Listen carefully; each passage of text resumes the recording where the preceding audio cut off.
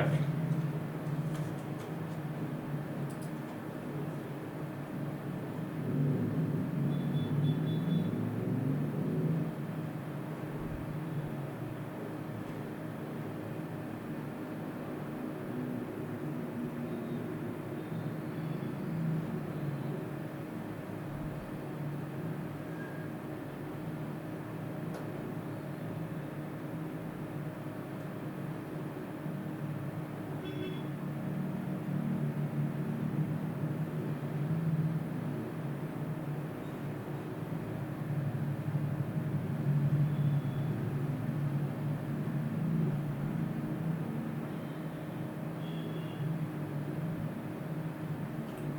ఒక 2 minutesలో class start చేద్దాము.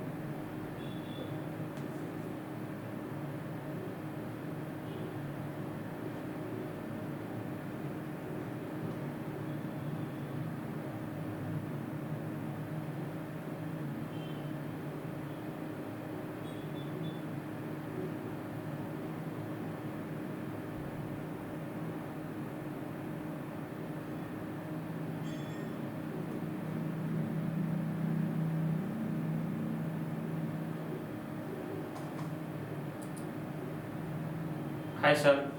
Okay, hi అమ్మా. Good evening.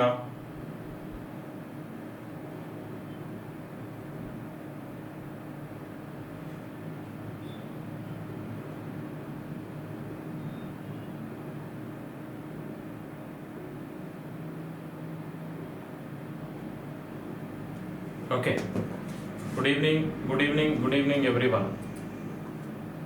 మిగిలిన వాళ్ళు కూడా జాయిన్ అవుతారు.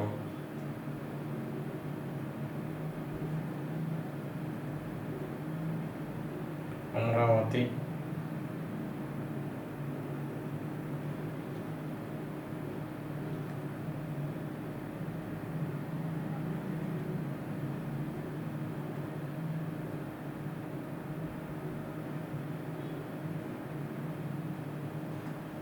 గుడ్ ఈవినింగ్ అండి.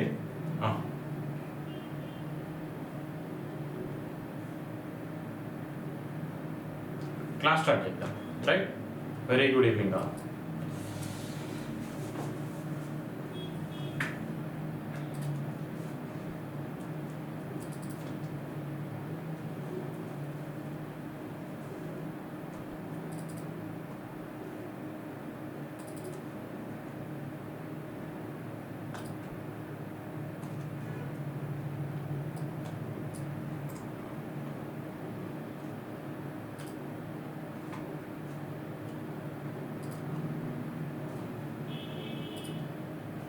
రైట్. సో మనం ఎక్కడున్నాము? ప్రోటీన్ల లోపం వలన కలిగేటువంటి వ్యాధులకు సంబంధించి మనము డిస్కషన్ చేస్తున్నాం, అదే కదా?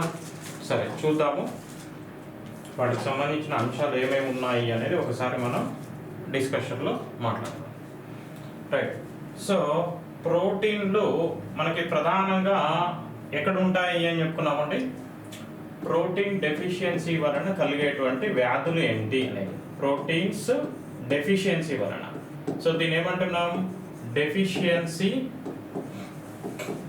Symptoms of deficiency symptoms of proteins అనేవి మాంసకృతులు. ఓకేనా? చదువుతున్నారా? నిన్నటి క్లాస్ చదివారా? నిన్నటి క్లాసు, నిన్న మార్నింగ్ చెప్పినటువంటి క్లాసు ప్రోటీన్ డెఫిషియన్సీ వలన కలిగేటువంటి లోపాలు అనేది ఈరోజు క్లాస్ చెప్పుకుంటున్నాం. నిన్న మనం ప్రోటీన్లకు సంబంధించి మనము మాట్లాడాం. ఓకేనా? Good evening Vedavathi. Okay, Pooja, Sridevi, Sravanthi good evening మా. రైట్, అయితే ప్రోటీన్ల గురించి నిన్న మనం డిస్కస్ చేస్తాం, అవునా? ప్రోటీన్లలోనే అమైనో ఆమ్లాలు ఏ బంధాల చేత ఏర్పడతాయి అని చెప్పుకున్నాము. ఏ బంధాల చేత ఆన్సర్ చేయండి. ఒక 1 minute 2 minutes ఈలోపు ఇంకెవరైనా జాయిన్ అయ్యే వాళ్ళు ఉంటే కూడా జాయిన్ అవుతారు. లోపు మనం డిస్కస్ చేద్దాం. రైట్, చాందిని, ఓకే, పూజ, వెరీ గుడ్ ఈవినింగ్ అమ్మా, వెరీ గుడ్ ఈవినింగ్ ఆల్. ఏమంటున్నామండి, ఇక చాట్ మీ యాప్లో చాట్ ఇక్కడ మీకు ఈజీగా ఆన్సర్ చేయడానికి ఇక్కడ చూస్తాను. రైట్, పెప్టైడ్ బాండ్స్, ఓకేనా? పెప్టైడ్ బాండ్ అంటే ఒక ఎమైనో ఆమ్లము మరొక ఎమైనో ఆమ్లం అనేది బంధాలు కలిపి ఉంచడానికి తోడ్పడేది పెప్టైడ్ బాండ్. ప్రోటీన్లలోని అమైనో ఆమ్లాలు ఏ బంధాలతోటి కలిసి ఉంటాయి అని అంటే పాలీపెప్టైడ్ బాండ్స్ అంటాము. ఇక్కడ మామూలుగా డిస్కషన్లో మామూలుగా మీకు నేను రివిజన్ చేస్తున్నాను అంతే. పాలీపెప్టైడ్ బాండ్ అంటాం, చదవాలి. నేను చెప్పాను కదా మీకు ఒక ఎగ్జామ్ ఇస్తాను అని, ఖచ్చితంగా మీకు ఒక పేపర్ ఇస్తాను. ప్రోటీన్లు, కార్బోహైడ్రేట్స్, న్యూట్రియన్స్ అన్నిటి మీద, vitamins, minerals, okay, fatty acids, వీటన్నిటి మీద, ఓకే. సో అండ్ నేను అప్పుడప్పుడు వాట్సాప్ గ్రూప్లలో మీకు ఇంపార్టెంట్ జనరల్ స్టడీస్లో కానీ కరెంట్ అఫైర్స్లో కానీ మన సబ్జెక్ట్ రిలేటెడ్ అప్డేట్స్ వస్తే వాటిని మీకు పోస్ట్ చేస్తాను. ఏపీ పిల్లలైనా తెలంగాణ పిల్లలైనా మీరు ఖచ్చితంగా వాటిని చూడాలి, అవునా? సో ఖచ్చితంగా చూడాలి. ఒక బుక్లో రాసి పెట్టుకోవాలి. కరెంట్ అఫైర్స్కి స్పెషల్గా ఇంకొక నోట్స్ పెట్టుకొని సార్ ఏం షేర్ చేసిండు గ్రూప్లో, వాట్సాప్, యూట్యూబ్లో పోస్ట్ పెడతాను ఇంపార్టెంట్ అంశం అని. ఆ పోస్ట్ పెట్టింది ఎక్కడ, ఏ అంశం ఉంది, ఇలా కంపల్సరీ చూసుకోవాలి. శిరీష లాగిన్ అయ్యారా? అంటే ఏమంటున్నాను, పాలీపెప్టైడ్ బంధాల చేత అమైనో ఆమ్లాలు అనేటువంటి బంధించబడి ప్రోటీన్లని ఏర్పరుస్తాయి. ఈ రీజన్స్ తోటి మనం అమైనో ఆమ్లాలను ఏమన్నాము, బేసిక్ యూనిట్ ఆఫ్ ప్రోటీన్స్ అని చెప్పాము, లేదా బిల్డింగ్ బ్లాక్స్ ఆఫ్ ప్రోటీన్స్ అని చెప్పాము. సో ప్రోటీన్స్ గురించి చాలా నేర్చుకున్నాము, అవునా? ఒక చిన్న క్వశ్చన్ అడుగుతాను, చెప్పండి. చిన్న పిల్లలలో నాన్ ఎసెన్షియల్ అమైనో యాసిడ్ ఏదండి? చిన్న పిల్లలలో అనావశ్యక అమైనో ఆమ్లంగా పిలువబడేటువంటిది ఏంటిది? దానికి ఆన్సర్ చేయండి. ఏమని చెప్పుకున్నాం మనము? అవునా? చేతులకు పని చెప్పాలి. Histidine, very good. Histidine, Amaravathi, Chandini, okay. So అందరు ఆన్సర్ చేస్తుండాలి, అవునా? అట్లయితే ఇంటరాక్టివ్గా ఉంటుంది క్లాస్, ఓకే. హిస్టడిన్ అనేటువంటిది సాధారణంగా హిస్టడిన్ ఎక్కడ ఉంటుంది మనకి? ఫుడ్లో ఉంటుంది. నేను సింపుల్గా చెప్పాను ఎట్లా గుర్తుపెట్టుకోవాలని. ఎసెన్షియల్కి ఏమి ఇచ్చాను మీకు? ఎసెన్షియల్, ఆవశ్యక అమైనో ఆమ్లాలని ఏమన్నాము? ఫుడ్ అని గుర్తుపెట్టుకోవాలి. Non essential amino acids, non essential amino acids ఏమైనా గుర్తుపెట్టుకోవాలి? బాడీ అని గుర్తుపెట్టుకోవాలి. ఇవి బాడీలో తయారవుతాయి, ఇవి ఫుడ్లో లభిస్తాయి, అవునా? సో ఫుడ్లో లభిస్తాయి, మన బాడీలో ప్రొడ్యూస్ కావు కాబట్టి మనకి అవసరము కావాలి. సో కానీ యాక్చువల్గా ఏంటిది? ఇది ఎసెన్షియల్. హిస్టడిన్ అనేది ఏంటిది? ఎసెన్షియల్ అమైనో యాసిడ్, ఆవశ్యకమైన ఆమ్లం. కానీ చిన్న పిల్లల్లో వాళ్ళ శరీరంలో తయారవుతుంది కాబట్టి నాన్ ఎసెన్షియల్ అని కూడా చెప్పుకోవడం జరిగింది, రైట్? సో ఇదొక అంశము. సో ఇలా మనము ఎసెన్షియల్ అమైనో యాసిడ్స్ ఎన్ని రకాలు ఉన్నాయండి? ఆన్సర్ చేయండి. ఆవశ్యక అమైనో ఆమ్లాలు ఎన్ని రకాలు? పోదాము. ప్రోటీన్ల లోపం వలన కలిగేటువంటి వ్యాధుల లోపుకి వెళ్లే ముందు జస్ట్ ఒక 2 minutes ఆఫ్ అవర్ క్లాస్ నిన్న గతంలో మనం మాట్లాడుకున్న దాన్ని రిమైండ్ చేసుకుంటే హౌ ఫార్ యూ అండర్స్టూడ్ అనేటువంటిది తెలుస్తుంది. 9 రకాలు ఎసెన్షియల్ ఉన్నాయి, 15 రకాలు నాన్ ఎసెన్షియల్ ఉన్నాయి, రైట్? ఇవి 9, ఇవి 15 రకాలు అని కూడా చెప్పుకున్నాం, అవునా? ఇంకొక క్వశ్చన్ అడుగుతాను, సింపుల్, మీరు నిన్న చదివినే కానీ రెగ్యులర్గా తరోగా చదివితే బాగుంటుంది, ఓకే. ఇంకొక మాట ఏమడుగుతున్నానంటే, ఈ అమైనో ఆమ్లాలు అనేటువంటివి పాలీపెప్టైడ్ బంధాల చేత ఏర్పడతాయి అని చెప్పుకున్నాము. ఇవి 9 రకాలు, ఇవి 15 రకాలు అని మాట్లాడాము. ప్రోటీన్ల యొక్క నిర్మాణాన్ని బట్టి ప్రోటీన్లని ఎన్ని రకాలుగా విభజించారు? వాటి యొక్క నిర్మాణాన్ని బట్టి on basis of structure of the proteins are classified into how many types అంటున్నాం. ఎన్ని రకాలుగా విభజించారు? ఎన్ని రకాలుగా విభజించారండి? 4 types, right? Primary, secondary, tertiary, quaternary, 4 రకాలు. సో ఇంకొక క్వశ్చన్ అడుగుదాం, okay. Alpha helix beta helix ని కలిగి ఉన్నటువంటి, ఏమంటున్నాను ఇక్కడ, సరే ఇవి మాట్లాడే ముందు ఇంకో క్వశ్చన్ ఏమంటున్నాను, ఆల్ఫా హెలిక్స్, ఆల్ఫా లేదా బీటా హెలిక్స్ అంటే ఏం లేదు, దాని యొక్క స్ట్రక్చర్ సర్పిలాకారం అంటాం తెలుగులో హెలిక్స్ అంటే. ఆల్ఫా హెలిక్స్ బీటా హెలిక్స్ నిర్మాణాన్ని కలిగి ఉన్నటువంటి ప్రోటీన్ ని గుర్తించండి అన్నాడు అనుకోండి. నేను చెప్పకముందు, ఇవి చెప్పకముందు, క్లాస్ వినకముందు వాటికి ఆన్సర్ చేయాలని వీడియో పడరా బాబు ఎక్కడి నుంచి తీసుకొచ్చిండు అనుకుంటాం మనం, అవునా? So alpha helix beta helix నిర్మాణాన్ని కలిగి ఉన్నటువంటి ప్రోటీన్ ఏది అని అంటే ద్వితీయ రకమైనటువంటి ప్రోటీన్, సెకండరీ ప్రోటీన్. జనరల్గా ప్రోటీన్లు అనేటువంటి ఎలా ఉన్నాయి, ప్రైమరీ ప్రోటీన్ ఎలా ఉంటుంది చూడడానికి లాంగ్ చైన్ లాగా ఉంటుంది. సెకండరీ ప్రోటీన్ ఎలా ఉంటుంది, సర్పిలాకారము, హెలిక్స్ అంటే సర్పిలాకారం, ఆల్ఫా హెలిక్స్, అవునా? సో ఆల్ఫా హెలిక్స్ అంటే ఇలా ఉంటుంది, లేదా బీటా హెలిక్స్ ఇలా ఉంటుంది.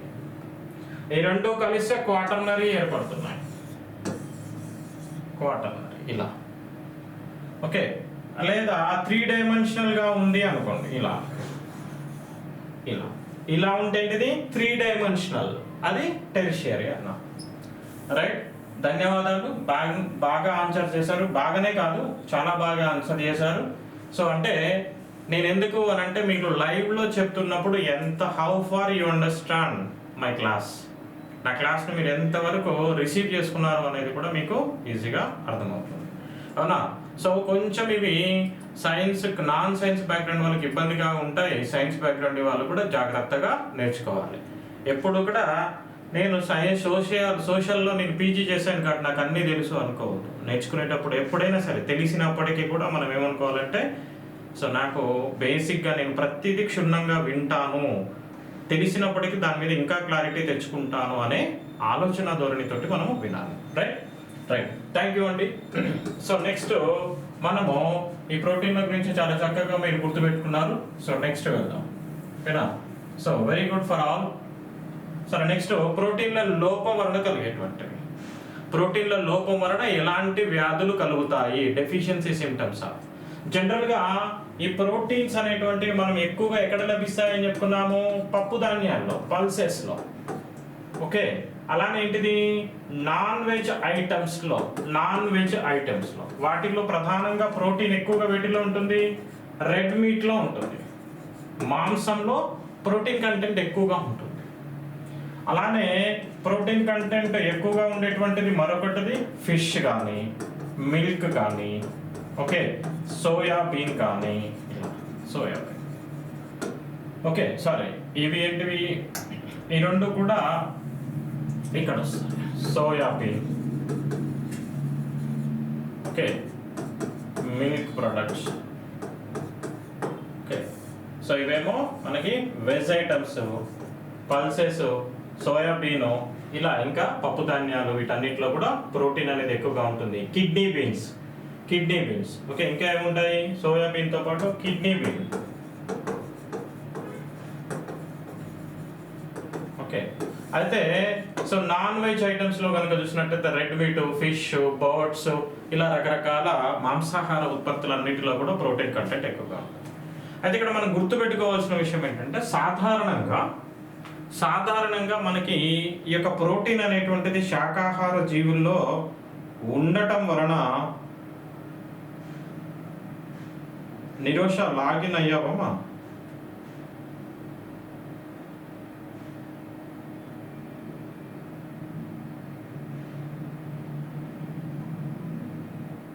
ఏ గ్రూప్లో ఉంటాయి,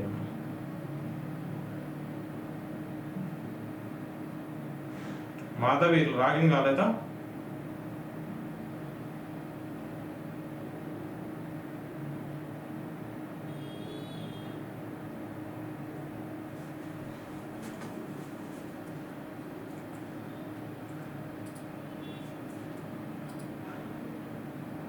ఎందుకు రావట్లేదు మీ అందరికీ క్లాసు?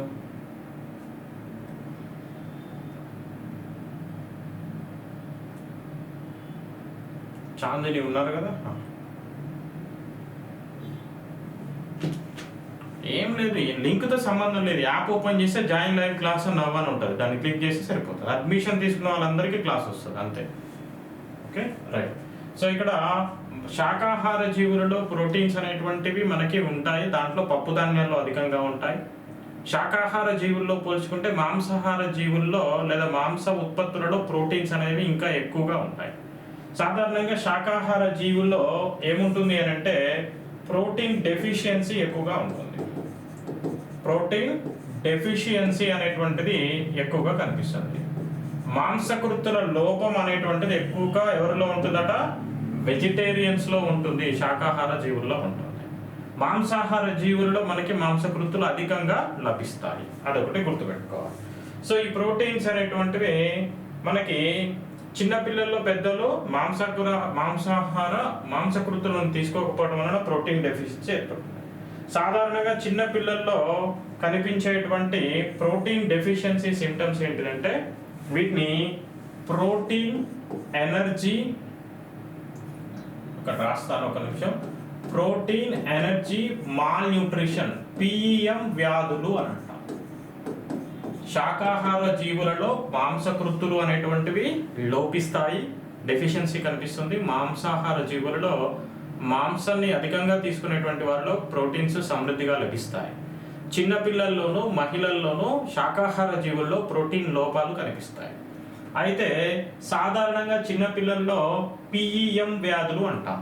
అంటే పిఈఎం అంటే ఇక్కడ రాస్తాను, ఇది చాలా ఇంపార్టెంట్, ఫ్రీక్వెంట్గా అడుగుతాడు.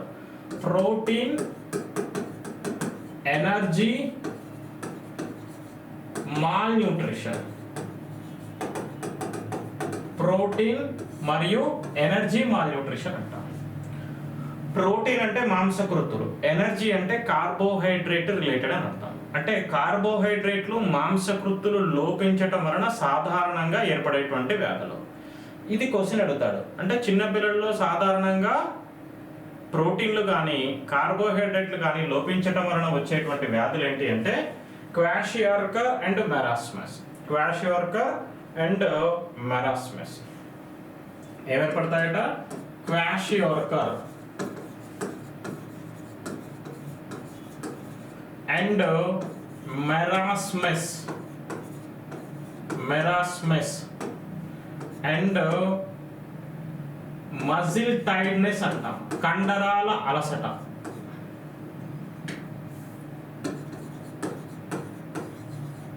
మజిల్ టైర్డ్నెస్, కండరాల అలసట. హెడేక్, అలానే హెయిర్ లాస్, జుట్టు రాలిపోవటం, ఊడిపోవటం. All these are the protein deficiency symptoms.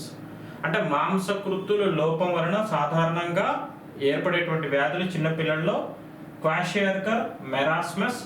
ప్రధానంగా ఈ రెండింటిని మనము ప్రోటీన్ ఎనర్జీ మాల్ న్యూట్రిషన్ వ్యాధులు అని చెప్తాం. వాడు క్వశ్చన్ అడిగాడు లాస్ట్ ఒక ఎగ్జామ్లో.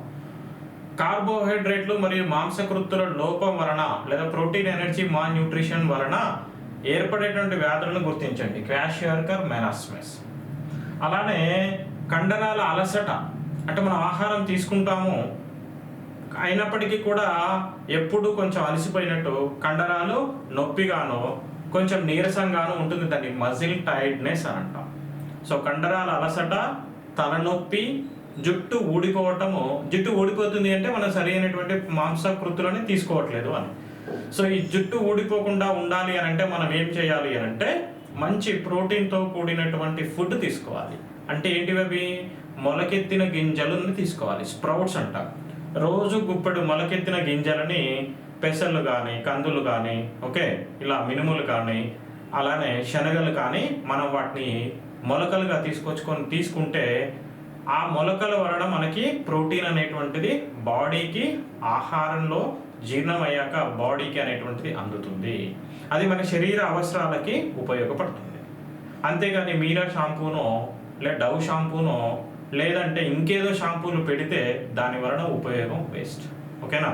సో మనకి జనరల్గా మీకు నేను చెప్పాను, సీరం, క్రియాటిన్, ప్రోటీన్తో కూడినటువంటి వీటిని పెట్టడం వల్ల, సో మనకి జుట్టు రాలకుండా ఉండటానికి తోడ్పడేటువంటిది ఏంటంటే సీరం మరియు, ఇది గుర్తుపెట్టుకోవాలి, సీరం మరియు క్రియాటిన్ అనేటువంటి ఈ ప్రోటీన్లో మనకి మొలకెత్తినటువంటి గింజల్లో సమృద్ధిగా ఉంటాయి. ఇవి కనుక తీసుకున్నట్లయితే మనకి ఏంటట జుట్టు రాలకుండా ఉంటుంది. ఇదొకటి గుర్తుపెట్టుకోవాలి ఈ అంశాన్ని. అలానే మనకి సో ఇది ఆల్రెడీ మనం చెప్పుకున్నాము, జుట్టు రాలటం. అలానే స్కేలీ స్కిన్, చర్మం పైన స్కేలీ స్కిన్, పొలుసులు ఊడటం, ఇది కూడా ప్రోటీన్ డెఫిషియన్సీ, పొలుసులు ఊడటం. అలానే గోళ్ళలో చీలికలు ఏర్పడటం. మనకి సాధారణంగా కొంతమందికి ఇలా చూస్తే మన నెయిల్ ఇలా ఉండాలి, ఇలా మన యొక్క నెయిల్ గోర్లు ఇలా ఉండాలి, మన చేతి గోర్లు ఎలా ఉండాలి అని అంటే ఇలా ఉండాలి. కానీ కొంతమందికి ఏమవుతుంది అని అంటే ఇది గోరు ఇలా మధ్యకి చీలిక ఏర్పడుతుంది. సో దీన్ని గోర్లలో చీలికలు ఏర్పడేదానికి కారణం ఏంటిదంటే ప్రోటీన్ డెఫిషియన్సీ. అలానే కొంతమందికి ఇంకా ఏమవుతుందంటే ఇలా ఉంది అనుకోండి, గోర్లు ఇలా ఉంటాయి అనుకోండి, ఈ భాగము తెల్లని మచ్చ ఏర్పడుతుంది. ఓకేనా, గోరు పైన తెల్లని మచ్చ ఏర్పడుతుంది. మీకు ఈజీగా చూడాలంటే గోరు పైన తెల్లని మచ్చ అనేటువంటిది ఏర్పడుతుంది ఇక్కడ ఇలా. అవునా, గోర్ల పైన మనకి చూడండి, మీరు మీ వేళ్ళు కూడా చూసుకోండి, వేళ్ళు చూసుకుంటే చిన్న చిన్న మనకి తెల్లని మచ్చలు ఏర్పడతాయి. చిన్నప్పుడు తెలియక ఇలా ఇలా ఆడుతూ, అవునా, పైనుంచి కొంగ పోయింది, కొంగ పోతూ పోతూ షిట్ వేసింది, ఆ షిట్టే మనకి తెల్లగా పడింది అనుకుంటా. అది కొంగ వేసిన షిట్ కాదు, అదేంటిదట ప్రోటీన్లు. అంటే మన బాడీలో మన జీవక్రియలకు కావాల్సిన ప్రోటీన్ ఫుడ్ అందట్లేదు అనేది ఒక సూచిక. It is a indication. అవునా, ఇట్ ఈస్ ఎ ఇండికేషన్. కొంతమందికి ఏంటిది ఐరన్ ఉండదు, ఇది ప్రోటీన్ గురించి మాట్లాడుతున్నాం. మినరల్లో, ఖనిజ లవణాల్లో ఐరన్ డెఫిషియన్సీ ఉంటుంది. ఐరన్ డెఫిషియన్సీ ఉన్న వాళ్ళకి ఏముంటుంది సమస్య, వాళ్ళు ప్రతిసారి ఏం చేస్తుంటారు అని అంటే మట్టి వాసన చూస్తారు, లేదా మనము ముగ్గు వేయడానికి కానీ రాసుకునేటువంటి చాక్ పీస్ ఉన్నదనుకోండి, ఆ చాక్ పీస్ని ఇలా గిల్లి వాసన చూస్తూ ఉంటారు. అవునా, అంటే ఈ మట్టి వాసన చూడటము, చాక్ పీస్ వాసన చూడటము, లేదా మనకి ఈ విధంగా ఏదైనా బియ్యం తినటము, ఇలాంటి రకరకాల లక్షణాలు కనిపిస్తే దట్ ఈస్ ఐరన్ డెఫిషియన్సీ. అంటే మన శరీరంలో ఏ లోపం ఉంది అనేటువంటిది కూడా ఫిజికల్గా మనకి లక్షణాలు కనిపిస్తాయి. అలా ప్రోటీన్ డెఫిషియన్సీ ఉన్నటువంటి వాళ్ళలో ఇలా తెల్లని మచ్చలు గోర్లపై ఏర్పడతాయి, లేదా గోరు మధ్యలో ఇలా చీలిక అనేటువంటిది ఏర్పడుతుంది. గోరు మధ్యలో ఏంటిదండి ఇలా మనకి చీలిక అనేది ఏర్పడుతుంది. గోరు ఇలా పూర్తిగా ఉంటుంది. అవునా, గోరు మధ్యలో ఇలా చీలిక అనేది ఏర్పడుతుంది. ఓకే, సో ఈ విధంగా గోర్ల మధ్యన చీలికలు ఏర్పడటము, లేదా తెల్లని మచ్చలు ఏర్పడటము, చర్మం పైన పొలుసులు ఏర్పడటము, ఇవన్నీ కూడా దేనికి సిమ్టమ్స్ అంటే మనకి ప్రోటీన్ డెఫిషియన్సీకి సంబంధించినటువంటి సిమ్టమ్స్. అలానే ప్రోటీన్ ఎనర్జీ మాల్న్యూట్రిషన్, మాంసకృత్తులు పిండి పదార్థాల యొక్క లోపం వలన కలిగేటువంటి చిన్నపిల్లలు ప్రధానంగా 2 రకాల వ్యాధులు చూస్తాం. ఒకటి క్వాషియార్కర్, రెండవది మెరాస్మస్. ఈ క్వాషియార్కర్ అనేటువంటిది చాలా ఇంపార్టెంట్. ఈ క్వాషియార్కర్ అనేటువంటిది ఎగ్జామ్లో మీకు అడుగుతారు. క్వాషియార్కర్ అనేటువంటిది ఓకే. సో దీనిని ఉబ్బు నంజు అని పిలుస్తారు. దీన్ని ఏమని పిలుస్తారంటే ఉబ్బు నంజు అని పిలుస్తారు. క్వాషియార్కర్ని ఏమని పిలుస్తారంటే ఉబ్బు నంజు అంటారు. సో ఈ ఉబ్బు నంజు అనేటువంటిది, క్వాషియార్కర్ అనేటువంటిది ఏంటిదట ప్రోటీన్ డెఫిషియన్సీ. ప్రోటీన్ డెఫిషియన్సీ వలన కలిగేటువంటి వ్యాధి. It is a protein deficiency disease. Kwashiorkor అంటే అర్థం ఏంటిదంటే, దీని అర్థం ఏంటిదంటే గా అనేటువంటి గిరిజన భాషలో నిర్లక్ష్యం చేయబడినటువంటి శిశువు, నెగ్లెక్టెడ్ చైల్డ్ అని అంటాం. క్వాషియార్కర్ అంటే అర్థం ఏంటిదంటే, సో మనకి క్వాషియార్కర్ సాధారణంగా ఏమని పిలుస్తారు దీన్ని, ఉబ్బు నంజు. ఓకే, అయితే దీనికి గా అనేటువంటి ఒక గిరిజన భాష ఉంది. ఈ గిరిజన భాషలో ఇది అడిగాడు పోయినసారి ఇంతకు ముందు ఎగ్జామ్లో ఏమని, క్వాషియర్కర్ అనగా గా అనే గిరిజన భాషలో దాని అర్థం ఏమి అని అడిగాడు. దాని అర్థం ఏమి అంటే నెగ్లెక్టెడ్ చైల్డ్. నెగ్లెక్టెడ్ చైల్డ్ అంటే నిర్లక్ష్యం చేయబడినటువంటి శిశువు అని అర్థం. నిర్లక్ష్యం చేయబడినటువంటి శిశువుని మనము ది క్వాషియర్కర్ అనగా నెగ్లెక్టెడ్ చైల్డ్.